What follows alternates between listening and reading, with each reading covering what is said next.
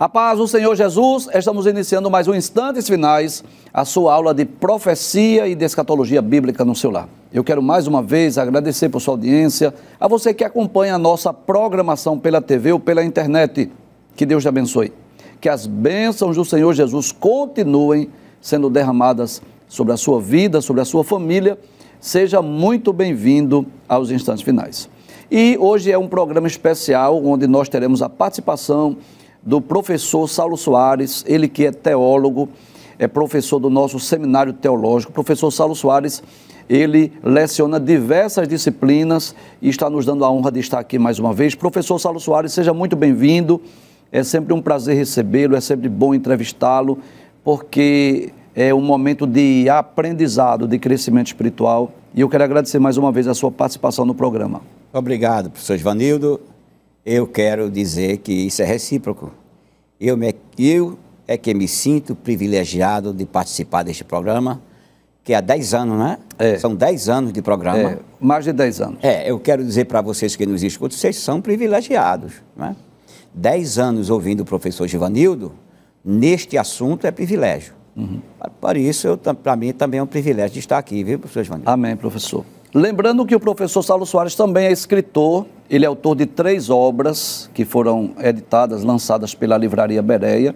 A primeira obra é A Grande Tribulação, Palco do Anticristo, um livro que eu recomendo demais, se você deseja conhecer melhor esse evento escatológico, a Grande Tribulação, se você quer conhecer melhor sobre a abertura dos selos, o toque das trombetas, o derramamento dos cálices da ira de Deus, se você quer conhecer melhor quem é a pessoa do anticristo, quais as profecias, o que é que a Bíblia diz acerca do anticristo, nós recomendamos a leitura deste livro. Também ele é autor do livro É Jesus de Nazaré o Messias, que é o livro que nós estamos explicando, comentando aqui no programa. Deixa eu dizer algo a vocês. Quando nós estamos lendo um livro da Bíblia, né, um dos 66 livros, nós temos o Espírito Santo, que é o verdadeiro intérprete das Escrituras, que está dentro de nós, que nos ilumina, nos esclarece, nos faz entender. Mas sejamos sinceros, se nós pudéssemos, por enquanto não podemos, né? Mas se nós pudéssemos, né, tirar uma dúvida com Paulo, né, ou com João, ou com Moisés, ou com Davi, não seria bem melhor, né? Se nós pudéssemos mandar um e-mail ou um WhatsApp e eles nos esclarecer, seria uma bênção, sim ou não? Pelo menos por enquanto não é possível, mas no futuro sim, porque nós teremos a oportunidade de conviver a eternidade com estes e outros servos de Deus. Agora, quando nós estamos entrevistando o professor Saulo, você tem essa oportunidade de adquirir o livro, adquirir a obra, ler, tirar as suas dúvidas, ouvir as explicações, né? E caso surja alguma dúvida, alguma pergunta, você pode enviar para nós aqui, que nós teremos o maior prazer de responder a sua pergunta. Então, estamos atualmente entrevistando o professor Saulo sobre esta excelente obra, É Jesus de Nazaré o Messias, onde estamos estudando aqui as profecias messiânicas que provam que Jesus é o Messias esperado do povo judeu. E ele também é autor do livro Israel e a Igreja Ontem, Hoje e Amanhã. Inclusive, nós tivemos a oportunidade de entrevistá-lo aqui, mais de 20 entrevistas, mais de 20 programas sobre esse título, já estão disponíveis lá no YouTube, você pode assistir quantas vezes desejar, tá certo? Então, nós vamos hoje, mais uma vez, entrevistar o professor sobre esta obra, É Jesus de Nazaré o Messias. Professor Saulo, esse livro eu considero um livro sempre atual, contemporâneo, né? Porque trata das profecias messiânicas, e isso nos leva a crer e a entender, à luz das profecias, que Jesus é o Messias esperado pelo povo judeu. Sim, professor Givanildo. Quando este livro, embora o senhor não tenha perguntado, mas deixa eu dizer alguma coisa. Quando eu fui me preparar para fazer a tese de mestrado, eu não concluí o mestrado, eu escolhi esse livro, seria a tese do mestrado. Sim. E quando eu levei ao diretor do seminário, que não foi no nosso seminário, ele olhou e me parabenizou, dizendo que este seria uma obra muito elucidativa. Daí eu penso e creio que é uma obra para todos os crentes, porque às vezes as pessoas pensam que falar de Jesus é aquilo, cruz do Calvário, multiplicou o pão, fez milagre. Jesus tem uma história. Jesus tem uma história antes da encarnação. Sim, sim. É a história do Antigo Testamento. Isso. Ele veio para um projeto, que era Israel recebê-lo como rei. Mas Israel estava cego, estava com a nuvem sobre os olhos. Não viu o Messias, não enxergou o Messias. Não conseguiu enxergar. Não conseguiu. Interessante é que o cego Bartimeu enxergou. Jesus, é lindo. Filho de Davi. Isso. Né? Quando ele chama Jesus, filho de Davi, ele estava reconhecendo que Jesus era o Messias. Agora veja, professor Givanildo, a resposta de Jesus. O senhor tocou num assunto maravilhoso. Veja a resposta de Jesus para o Bartimeu, para o cego. Filho de Davi, tenha misericórdia de mim. O que é que ele queria dizer? O senhor acabou de falar. Ele estava reconhecendo o rei de Israel. Então ele estava pedindo ao rei de Israel misericórdia. Como quem diz, meu rei, tenha compaixão de mim. Isso é tão sério que esta passagem é a única na Bíblia em que Jesus manda chamar alguém. Jesus nunca mandou chamar alguém para dar bênção. Ele sempre foi ou mandou uma palavra. Mas ao cego Bartimeu, ele manda chamar, porque o cego não reconheceu ele como rei. Sim. Então, como rei, ele atendeu o cego. Muito bem. Que coisa maravilhosa. Professor, hoje vamos nos deter a falar sobre as profecias messiânicas que dizem respeito ao nascimento do Messias, né? Eu diria que todo o período do Antigo Testamento, né, foi um período de preparação para Deus enviar seu Filho ao mundo, né? Então, de Gênesis até Malaquias, se nós tivéssemos que resumir em uma única palavra, a palavra seria preparação. E Jesus é apresentado nas páginas do Antigo Testamento de forma profética, de forma tipológica e também, algumas vezes, através de teofania, né?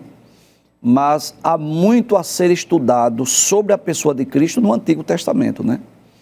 Então, um desses temas que nós podemos estudar são exatamente as profecias messiânicas que dizem respeito ao seu nascimento. É como se Deus se utilizasse dos profetas para dizer assim, olha, eu vou anunciar como é que o Messias será enviado. Eu vou trazer detalhes, né? Então, gostaria primeiro de que o senhor explicasse para nós qual é a importância de nós estudarmos esse grupo, este bloco de profecias que fala acerca do nascimento do Messias. O que é que o senhor pode esclarecer sobre por que é que eu devo estudar sobre isso? Primeiramente, eu como cristão, eu preciso examinar a Bíblia. Sim. Não é apenas ouvir falar, porque esse vício, posso chamar isso, de o pregador está pregando, o nosso pastor está dando doutrina e as pessoas com a Bíblia fechada, quando ele pede, abra a Bíblia.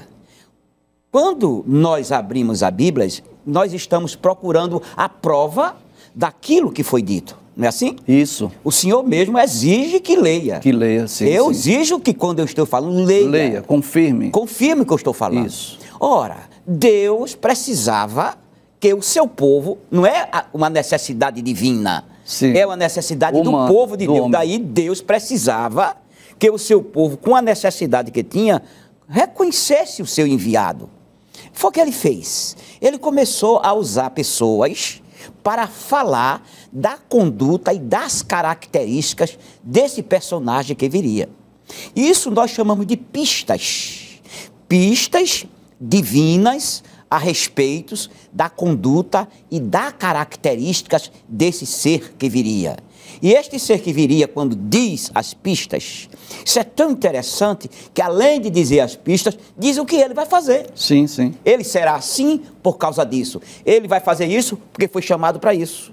Então, sempre ele dá mais de uma pista dentro de cada profecia. Portanto, as profecias sobre o nascimento do Messias são pistas para que Israel pudesse identificar, reconhecer. Até porque muitos iriam surgir no mundo se dizendo ser o Messias, o Cristo. Senhor. Aí Deus traz aqui algumas, como o senhor diz, algumas pistas, algumas dicas, algumas profecias, para que os judeus não fossem enganados. Né? Então, uma das formas de nós identificarmos o verdadeiro Messias é exatamente comprovando que Jesus satisfaz, né, ou é o cumprimento daquelas profecias lá do Antigo Testamento. Isso é tão sério, porque o profeta profetizava certo? E Deus se encarregava de comprovar. Sim. Porque havia o cuidado de Deus de escolher o profeta, de mandar a profecia com as pistas, e ele cuidar para que tudo corresse como ele organizou. Então, tudo foi dele. Então, as pistas foram dadas para Israel.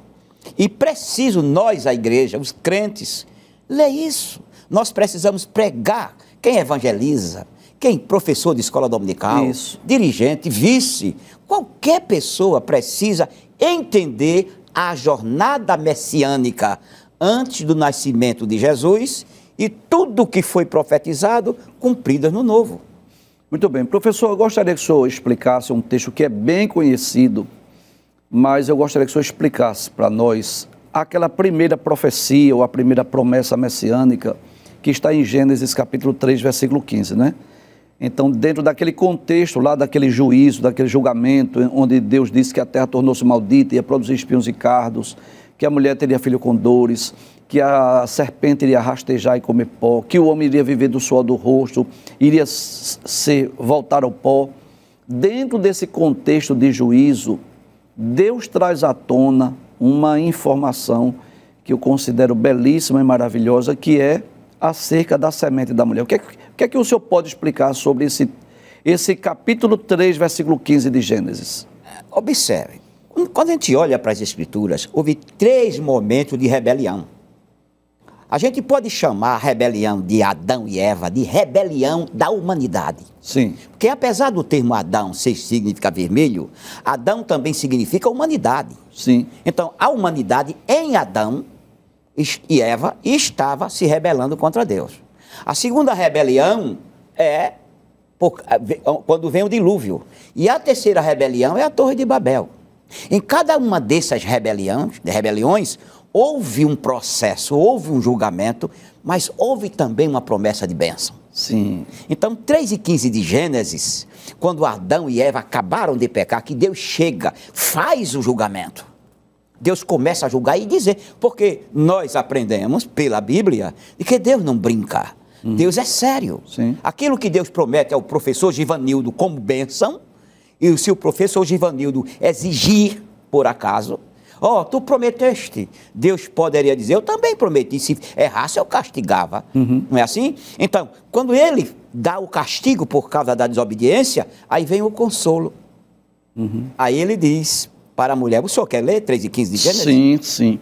Eu estou com a versão, professor, Nova Almeida atualizada. Muito bem. Então, 3:15 diz assim: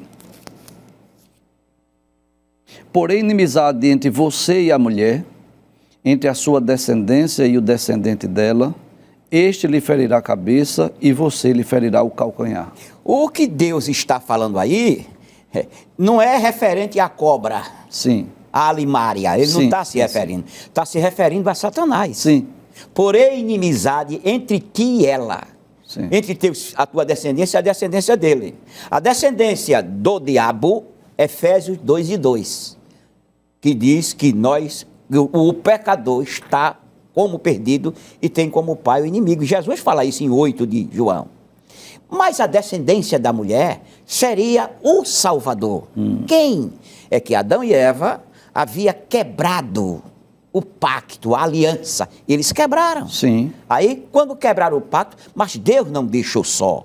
Deus chegou e prometeu um Salvador. Que viria da semente de uma mulher. Muito bem. Aí, quando Eva teve o bebê, que foi Caim, ela pensou que era o homem. Sim. Que era. Daí, o termo Caim significar, Senhor, me deu um varão. Senhor, me deu como se fosse o Salvador. Eva entendeu, professor Givanildo, que Deus tinha dito que um Salvador viria para libertar o homem de onde havia caído. Mas só que ela enganou-se quanto o personagem. Sim. E quando diz da mulher, ou seja, sem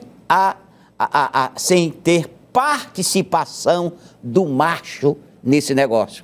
Era só a fêmea, só a mulher, era dela que viria.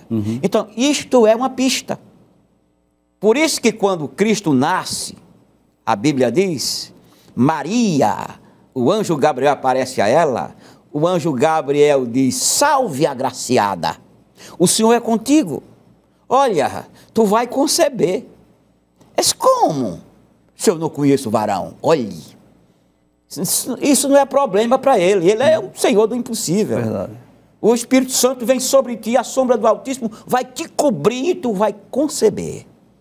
Observe que a profecia de 3:15 está se cumprindo literalmente em Maria, da descendência de Davi, uma virgem. Agora imagine, professor Givanildo, quando José, que era noivo, Maria, chegou lá e viu Maria grávida. E aquele pobre noivo, podemos dizer entre aspas, olhou para aquela mulher grávida. Que foi isso, Maria? Foi traído. Ele pensou consigo, né? Pensou. Que foi isso? Ela disse, é que o anjo do céu me apareceu e disse que estou grávida do Messias. Imagine como José se comportou. O homem era uma pessoa, observe a escolha de Deus para ser os pais do seu filho.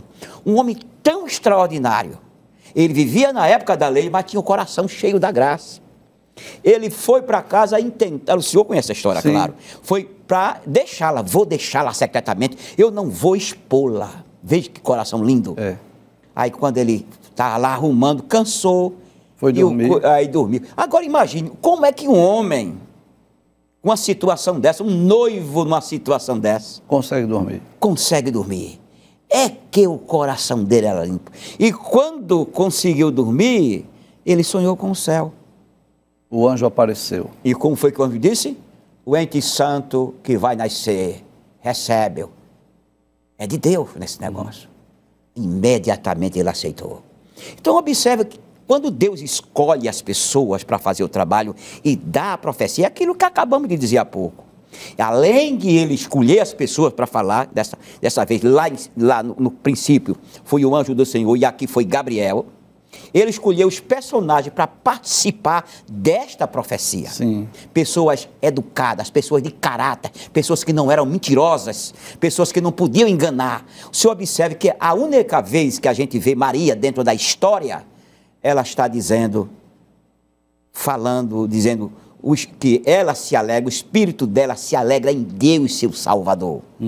Somente isso. E José praticamente é calado.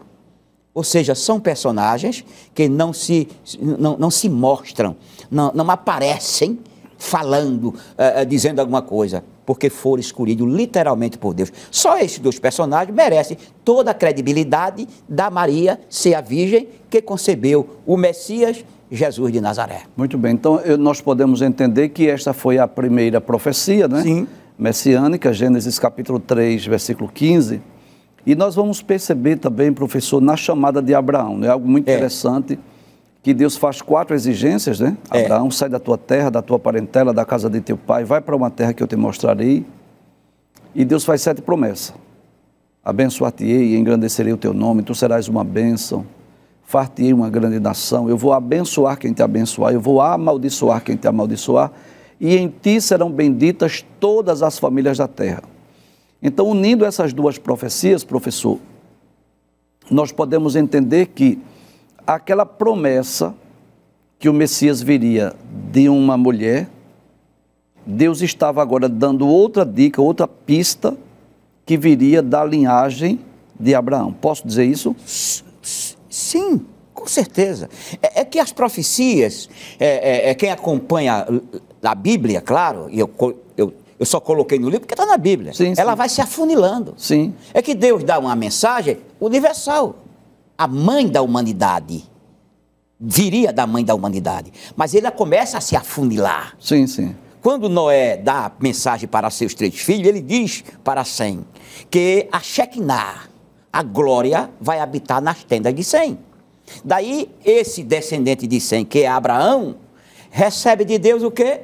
A chamada, como vimos, acabei de dizer agora há pouco, que houve as 3 rebeliões.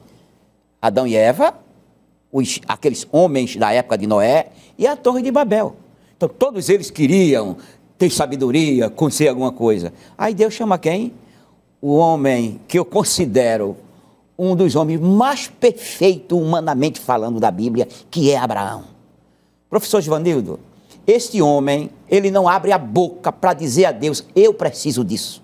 nunca abriu, nunca exigiu nada de Deus, Abraão. Aí Deus diz, sai da tua terra, do meio da tua parentela, para uma terra que eu vou te mostrar. Como o Senhor citou, abençoarei os que te abençoarem, e amaldiçoarei os que te amaldiçoarem. Isso são promessas que Deus está fazendo, sem Abraão exigir. Sim, sim. Quem amaldiçoar Abraão, sabe o que está implícito? A maldição sobre ele. Por quê? Porque está amaldiçoando a escolha divina. Não é por causa de Abraão, não é que Abraão é o queridinho, é porque quando se amaldiçoa Abraão, se amaldiçoa a escolha que Deus fez para o ascendente do Messias. E em ti serão benditas todas as famílias, os gentios da terra. Isso foi tão importante para Abraão, professor Givanildo, que ele teve coragem de interceder por Sodoma e Gomorra. Isso, verdade. É assim? Isso. Aí, esta é a pista. Filho da mulher, filho de Sem, filho de Abraão. Filho de Abraão. Outra profecia acerca do nascimento do Messias é uma bem conhecida, todo mundo conhece, é muito comum nós lermos, principalmente no dia 24 de dezembro, né? Que é aquela profecia de Isaías 7,14, né? Todos nós sabemos que Isaías é conhecido como profeta messiânico devido ao grande volume de profecias acerca do Messias, né? 2 profetas se destacam como profetas messiânicos, dos maiores Isaías, dos menores é Zacarias. Essa profecia, professor, de Isaías 7,14. O mesmo Senhor vos dará um sinal, eis que a virgem conceberá e dará à luz um filho. Eu fico imaginando assim, né? Quantas dúvidas não pairou na mente do hebreu, do israelita, né? Ficava perguntando, mas como pode, né? Como é que uma virgem pode conceber? Claro que hoje a gente entende perfeitamente. Mas o senhor pode explicar melhor para nós essa profecia de Isaías 7,14? No livro está mais bem detalhado, sim, que a gente raciocina, né? Vamos lá. O Antigo Testamento hebraico, a Bíblia hebraica, é chamada texto massorético porque foi acrescentado alguns sinais para a pronúncia, porque quando os judeus foram levados cativos para a Babilônia, eles tiveram medo de perder a pronúncia da palavra. Então eles acrescentaram alguns sinais que hoje chamamos de vogais para a pronúncia. Para a pronúncia. Então, podemos chamar o Antigo Testamento de texto massorético, para facilitar. Então, no texto massorético, não está que a virgem vai conceber. Tá, diz, a virgem concebeu. Certo. É tudo no passado já. No passado. Porque para Deus, irmãos, quando ele faz uma promessa dessa, incondicional, já está cumprida. A virgem concebeu e deu à luz um filho, e o seu nome não será, é Imanuel, Deus conosco.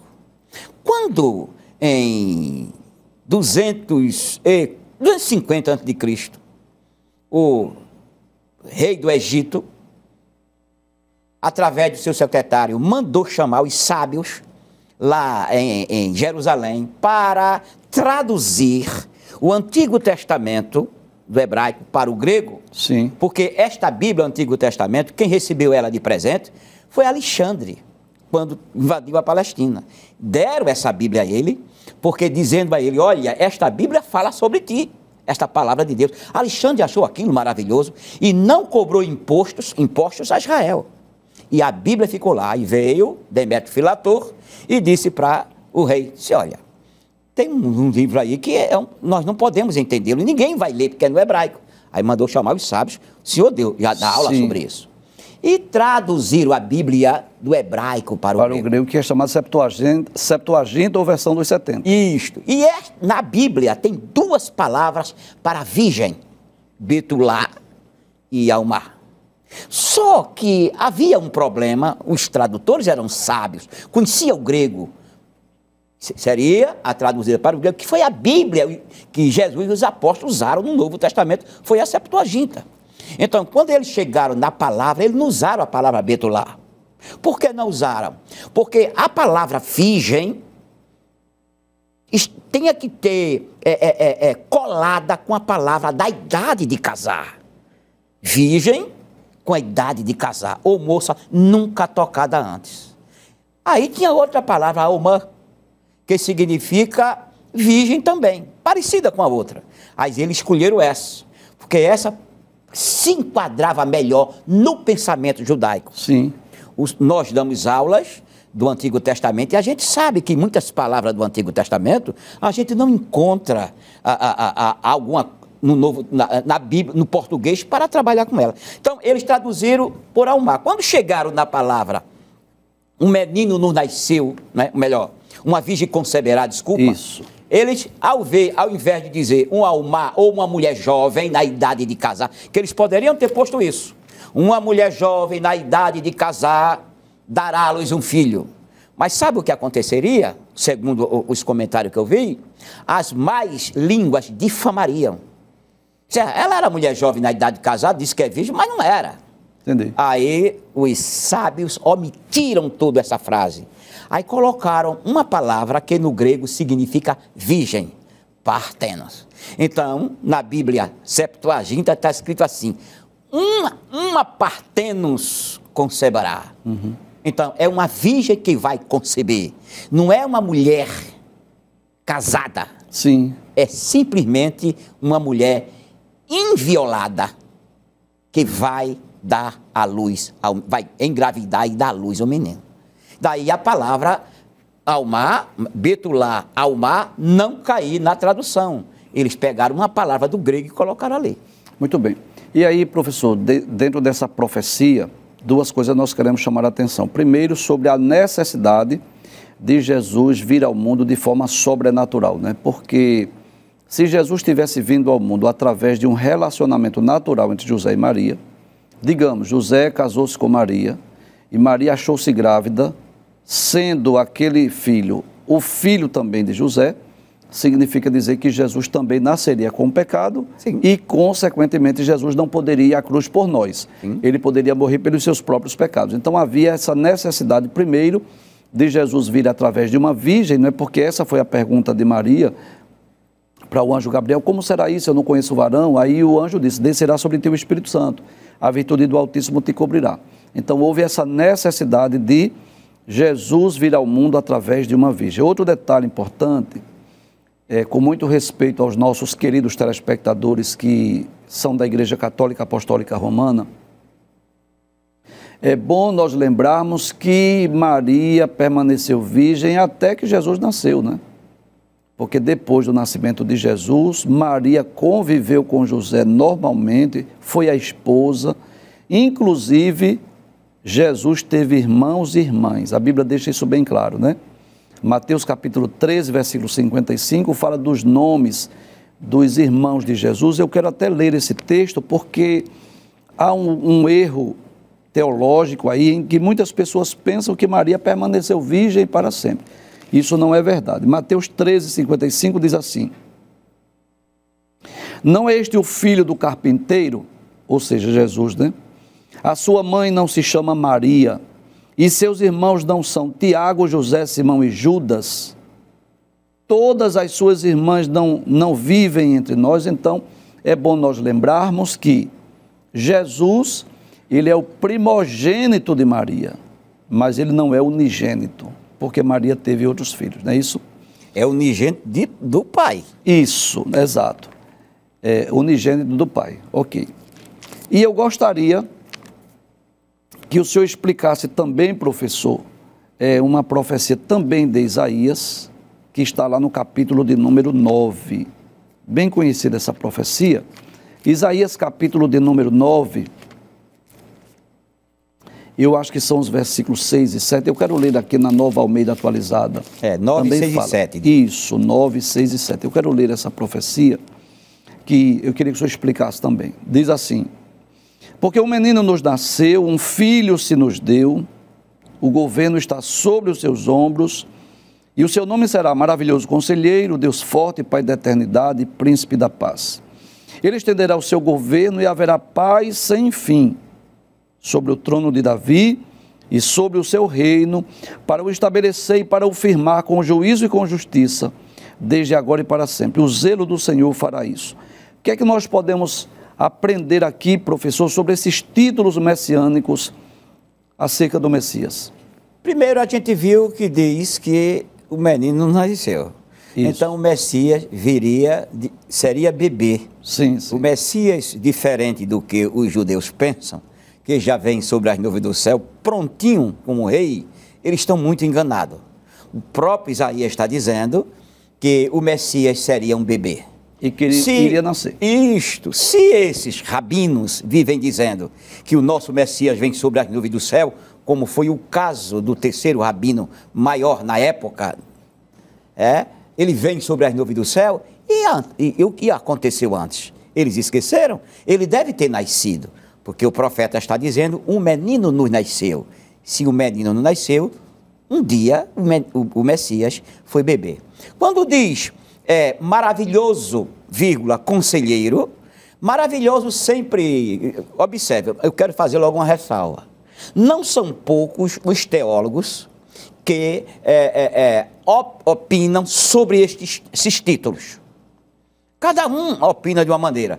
Já teve até quem disse que aquelas pedras que Davi guardou no alfoge era maravilhoso, conselheiro, Deus forte. Pessoa criando que não tem nada a ver uma coisa com a outra. Não tem nada a ver com isso.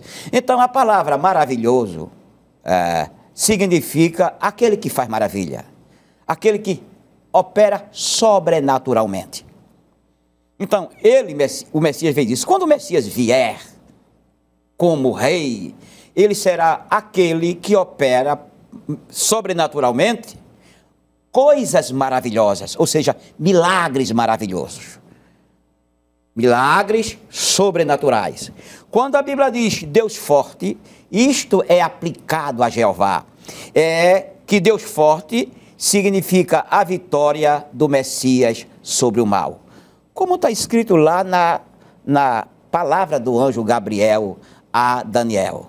70 semanas estão destinadas para isso, e ele vai tirar o mal da terra. Sim. Então aqui está uma das palavras do Messias. Pai da eternidade é que o Messias é eterno. Eu quero dizer uma coisa para vocês. Tem pessoas que pensam que Jesus de Nazaré, lá no céu, tinha um corpo. Pensa que tinha um corpo. Escuta mesmo. Se Jesus tivesse um corpo no céu antes de encarnar, como é que fica agora o corpo que estava no céu? Verdade. Então, o Cristo que está no céu é a palavra de Deus. Tá certo? A palavra se fez carne. E quando diz aqui que é o Pai da eternidade, o Pai eterno, porque Cristo não é o próprio Deus. Isso, o próprio Deus. A palavra não é Deus. Então, Deus, ou a palavra, é o Pai eterno. Portanto, o Messias é um eterno Pai para seu povo. Estou falando de Israel, irmão. O Messias, Jesus, ele é rei de Israel, mas não é esposo de Israel, não é noivo de Israel. As palavras, as profecias messiânicas se cumpriram em Jesus. A igreja é um povo, Israel é outro povo distinto. Para a igreja, este Messias é noivo e será esposo. É claro que é rei, é claro que é o Salvador, mas para Israel ele nunca será esposo. Será sempre seu rei, porque Israel é o esposo de Jeová, conforme Oséias. Tá certo? Então, quando diz assim, Cristo é o Pai eterno do seu povo, claro que envolve, mas primeiramente para Israel e depois para os gentios, tá?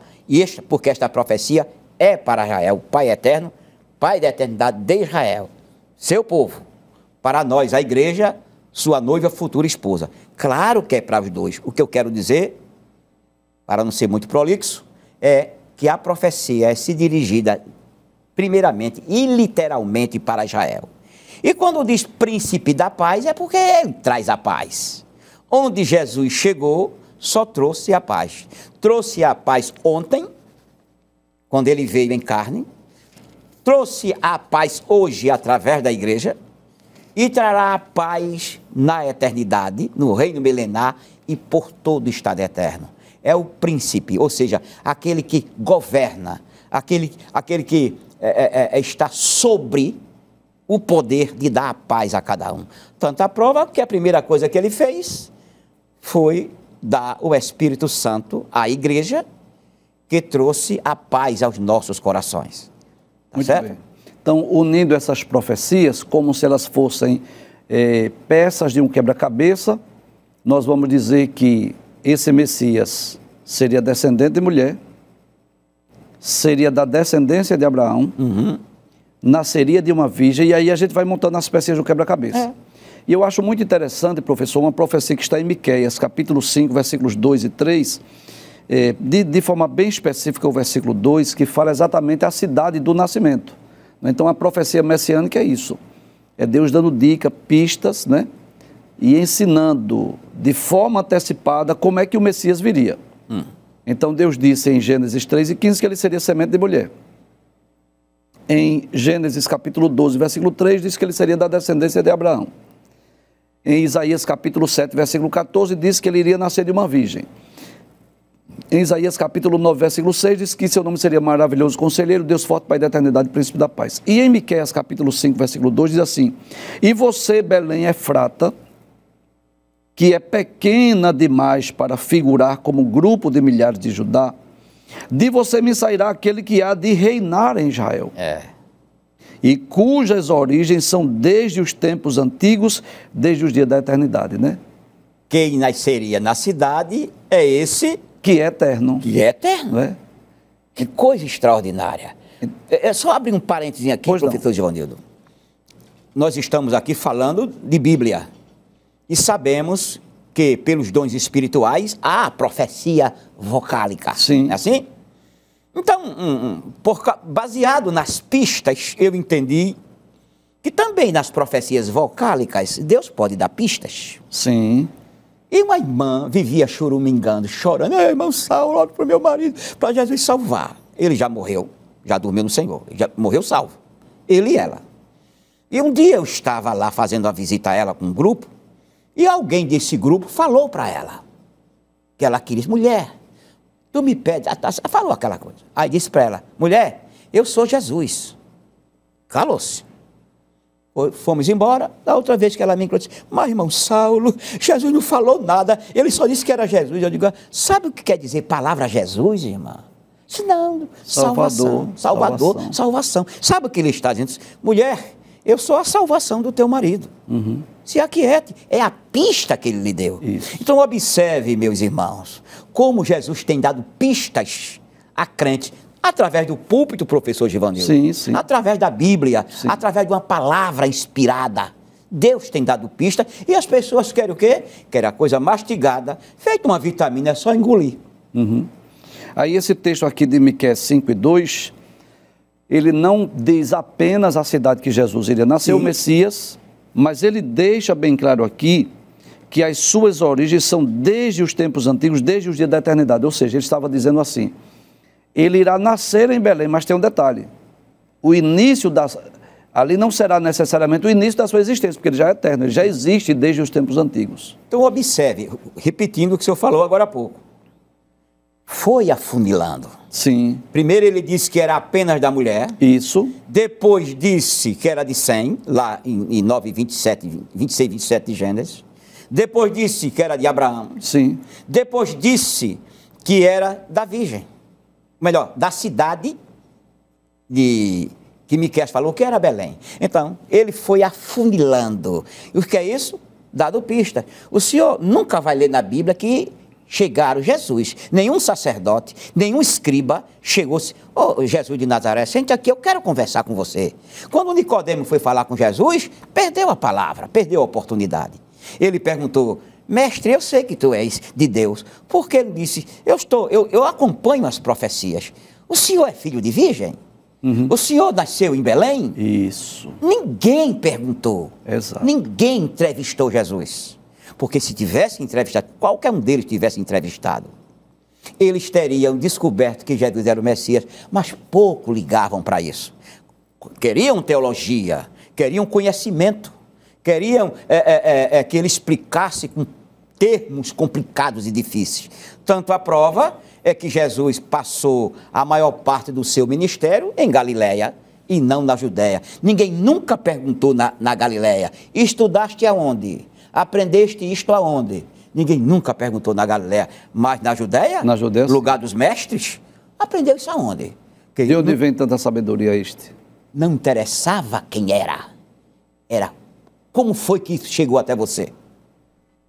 E nós podemos perceber, professor, que estas e outras profecias, claro, no livro o senhor vai descrever muitas outras profecias, mas todas elas tiveram seu cumprimento cabal, né? Cabal. Jesus veio ao mundo através de uma mulher, veio ao mundo da descendência de Sete, veio ao mundo através da descendência de Abraão, veio ao mundo através de uma virgem, literalmente o seu nome é Maravilhoso Conselheiro, Deus Forte, Pai da Eternidade, Príncipe da Paz, e também nós vamos perceber que ele nasceu em Belém da Judéia e apesar de ter nascido ali como homem, mas ele é eterno, já existia desde os tempos antigos, né? E se você deseja maiores informações acerca desse assunto belíssimo, extraordinário, você pode adquirir esta obra, inclusive você pode acessar o site da Livraria Bereia e receber no conforto da sua casa, lembrando também que a Casa Publicadora das Assembleias de Deus no Brasil, em todas as suas lojas, também dispõe deste material, você pode também adquirir na CPAD. E estas e outras profecias você poderá estudar com mais profundidade nesta obra. Nós vamos a um breve intervalo e voltamos dentro de instantes, onde retornaremos lendo mensagens e respondendo perguntas. Até já.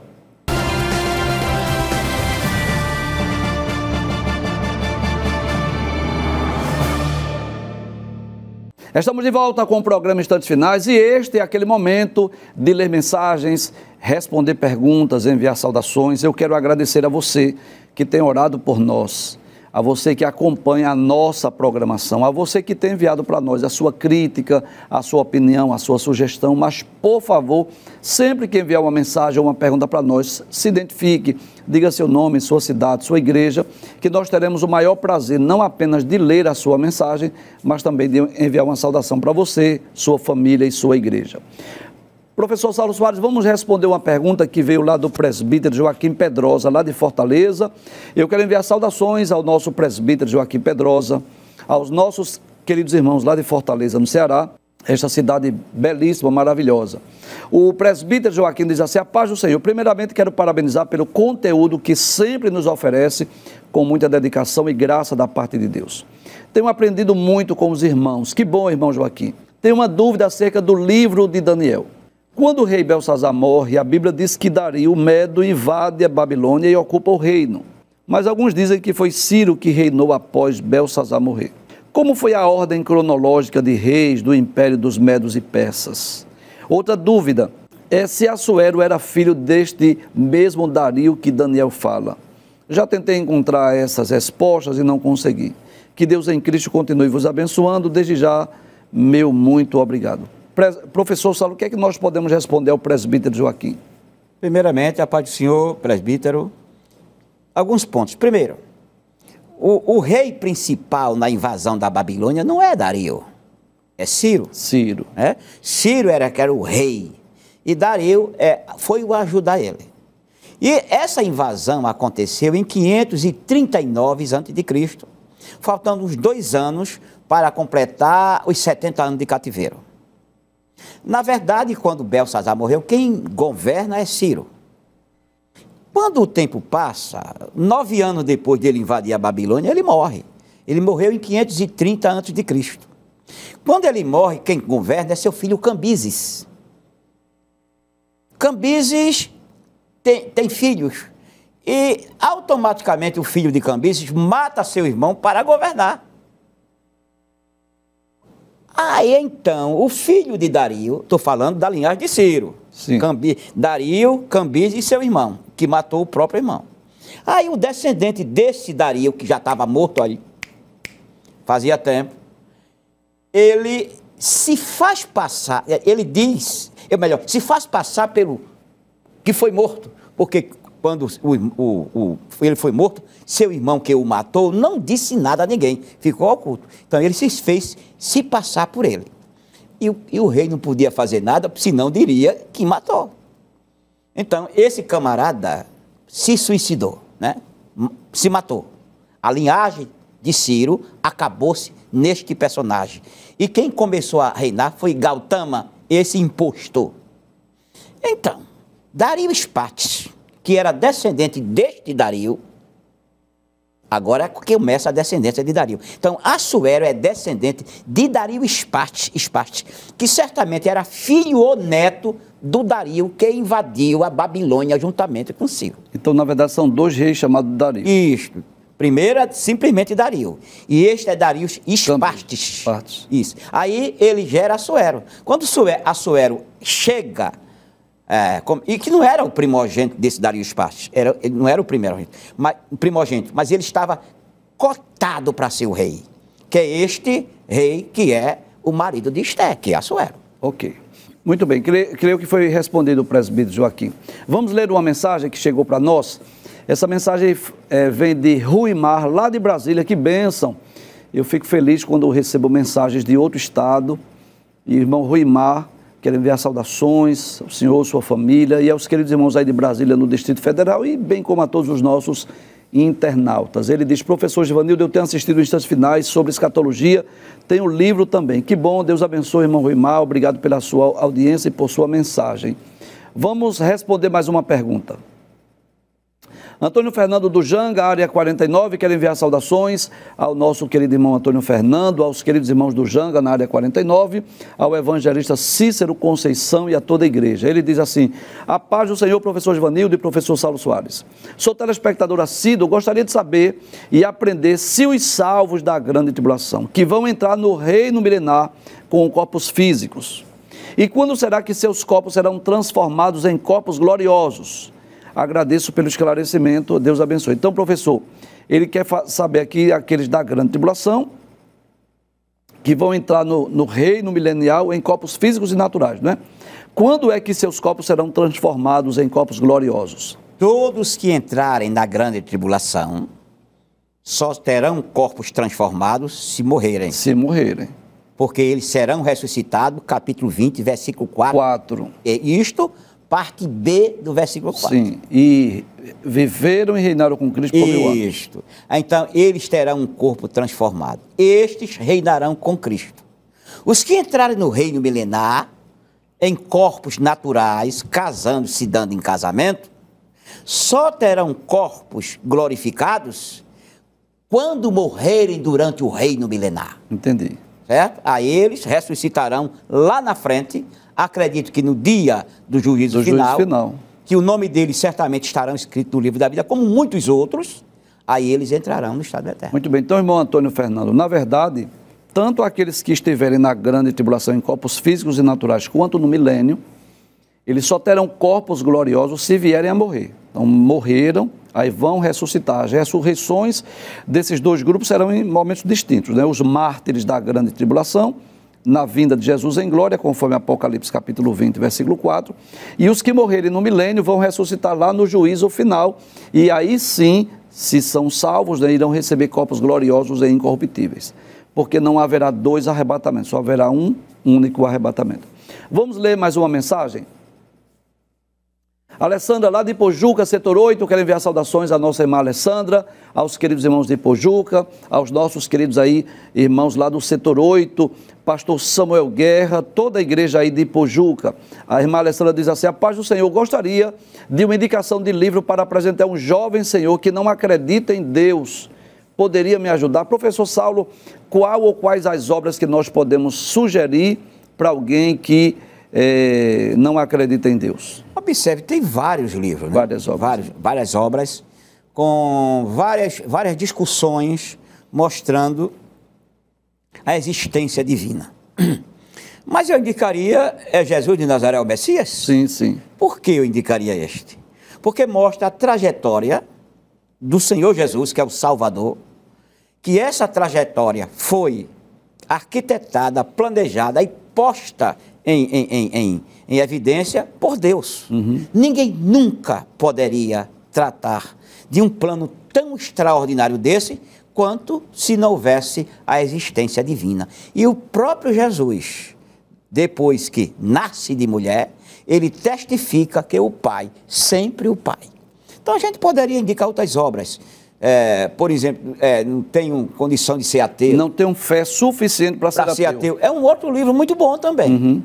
Então, este seria uma indicação ótima. Certo. Então, a gente pode indicar os dois, né, professor? Isso, muito bem. Vamos responder mais uma pergunta. Renato lá de Camaragibe, eu quero enviar saudações ao nosso querido irmão Renato, a todos os irmãos de Camaragibe, são várias áreas aí em Camaragibe e a audiência é muito grande, Deus abençoe irmão Renato. Ele diz, a paz do Senhor Jesus, esse programa é uma maravilha para nosso aprendizado, espero que o professor Saulo Soares esteja sempre nesse programa. Eu gostaria de saber o que podemos falar sobre o céu para convencer o pecador que lá é melhor do que aqui. Muito bem, irmão Renato.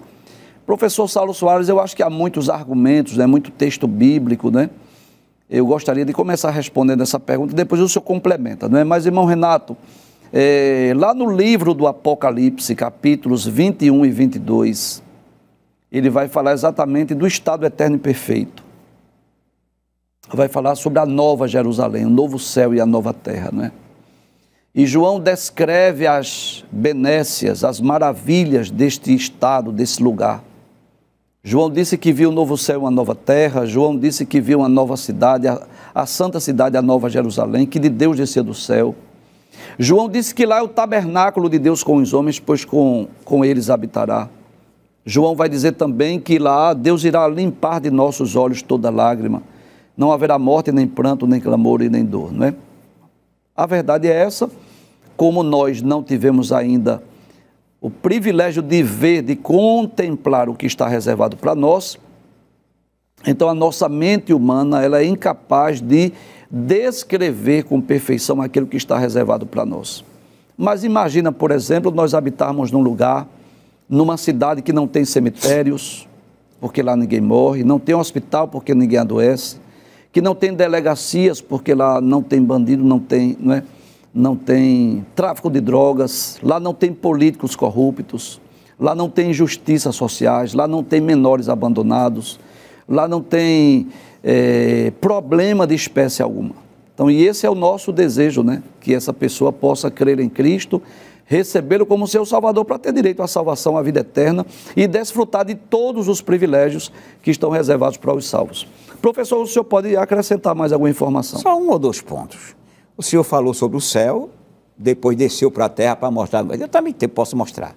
Observe, também não é preciso trabalhar e não tem salário. Não é preciso fazer compras. Lá não tem instigadores para o mal. O que quer dizer isso? Se você prestar atenção, eu também passei uns tempos no mundo quando não era crente e torcia por futebol. Tá? E sei que a mídia, ele instiga torcedor contra torcedor. Né? Ah, fulano é bom, fulano... E é uma briga dessa multidão de torcedores tolos, brigando por pessoas que ele nem conhece.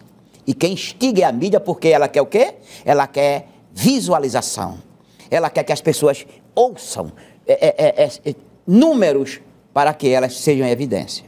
Pois bem, uma certa vez eu estava evangelizando e vi um homem chorando na calçada, uma camisa de um time aqui de Pernambuco. Camisa de um time, a bandeira de lado, e caí no choro. E eu tinha ouvido que esse time tinha perdido o campeonato naquele dia, que era do dia do domingo. Aí eu cheguei ele chorando amargamente, professor Giovanni. Me aproximei dele, abracei ele, conversei com ele. Aí eu disse, o choro é por cada dia. Aí falou que era choro. Eu disse, por que você não vai torcer pelo um time que nunca perde, nem sequer empata? Ele disse, qual? Eu digo, o time de Jesus de Nazaré. Ele nunca perde em batalha e nunca empata. É sempre vencedor. Então, meu amigo, diga a ele que Jesus Cristo é o nosso Rei, o nosso Salvador, e é sempre o vencedor. Não existe batalha que ele não vença. Glória a Deus. Vamos ler uma mensagem que foi enviada para nós. Essa mensagem é do diácono Daniel, lá de Arco Verde. Quero enviar saudações ao diácono Daniel, os queridos irmãos lá de Arco Verde, o pastor Vandesval Rufino, que é o pastor dessa filial. O diácono Daniel diz assim, a paz do Senhor, professor Givanildo, estou na audiência, Deus abençoe, diácono Daniel. Vamos responder a última pergunta, professor. Eduardo, lá de Petrolina, quero enviar saudações ao querido irmão Eduardo, aos nossos queridos irmãos aí de Petrolina, essa cidade maravilhosa, pastor Elci Ribeiro e a igreja do Senhor Jesus em Petrolina. Ele diz, a paz do Senhor, professor Givanildo e professor Saulo. Os irmãos poderiam explicar Atos capítulo 17, versículo 24, onde diz, Deus não habita em templo feito por mãos de homens. templo confeccionado, né? Se é feito pelas mãos, é confeccionado. E Deus não habita em templo confeccionado. E como é que Deus habita em nós? Nós não fomos confeccionados, nós somos criaturas de Deus. E Deus habita em nós pelo Espírito Santo. Quando a Bíblia diz, Deus mora em mim, melhor, quando nós pregamos, Jesus mora em mim, o Pai mora em mim e o Espírito Santo mora em mim. Na verdade, quem mora em mim é o Espírito Santo, que traz a presença do Pai e do Filho. Ele não é o Espírito do Pai? É. Ele não é o Espírito do Filho? É. Então, mora em nós. Então, a presença do Pai e do Filho, através do Espírito Santo, é quem mora em nós, no crente. Por isso, ele não pode habitar em templo feito por mão de homens. Até porque, se o templo estiver fechado, se não for um momento de culto, sim, a presença de Deus não está necessariamente ali. Quando é que a presença de Deus se manifesta? Quando a igreja se reúne no templo para adorar. Porque Deus não é um objeto ou um ídolo que é colocado lá no templo, né? Mas sim habita dentro de cada um de nós. Sim, e a pessoa por falta de informação, rapidinho, a pessoa por falta de informação, diz assim, quando nós chegamos aqui, ele já estava, como se Jesus fosse o zelador do templo. Cristo vem quando o primeiro crente chega. Muito bem, vamos ler só mais uma mensagem. José Roberto, lá de Nova Descoberta 2, área 29, quer enviar saudações ao nosso querido irmão José Roberto, aos queridos irmãos aí de Nova Descoberta 2, evangelista Diógenes Kennedy e toda a igreja do Senhor Jesus. Diz a paz do Senhor, professor Givanildo, esse programa é uma bênção, amém. Estamos chegando ao final do programa, eu quero enviar uma saudação muito especial à nossa querida STADEB, a Escola de Teologia das Assembleias de Deus do Brasil, ao pastor Nat Jackson, que é o nosso diretor, a todos os funcionários, professores e alunos, inclusive o professor Saulo Soares, ele é professor do nosso seminário, leciona diversas disciplinas. Se você deseja ter aula com o professor Givanildo, professor Saulo, você pode se matricular na nossa querida STADEB. Professor Saulo, é sempre bom recebê-lo, muito obrigado pela sua presença aqui mais uma vez. Obrigado, professor Givanildo. Eu quero mandar um abraço. Pois não. Para os irmãos de Casa Amarela, estive lá na sexta-feira, que maravilha. É o pastor Manassés, que figura maravilhosa é o pastor Manassés. É como também a STADEB de Caruaru. Sim. Né? O primeiro ano de Caruaru. Sim, senhor. Que povo maravilhoso, que povo que gosta de ouvir, participar da palavra de Deus. Isso como mesmo. Também agradecer, primeiramente a Deus, ao nosso pastor, todos os seus assessores, pastor Nat Jackson, a vocês que fazem a diretoria, e também essa rede maravilhosa, a Rede Brasil. Muito bem, lembrando que o programa Instantes Finais, segundas e terças, às 21h30, nós continuaremos com aquela temporada falando sobre a atualidade da mensagem dos profetas maiores, e aos domingos, às 17h30, entrevista com o professor Saulo, e esse programa do domingo é reprisado também na quinta-feira, às 16 horas.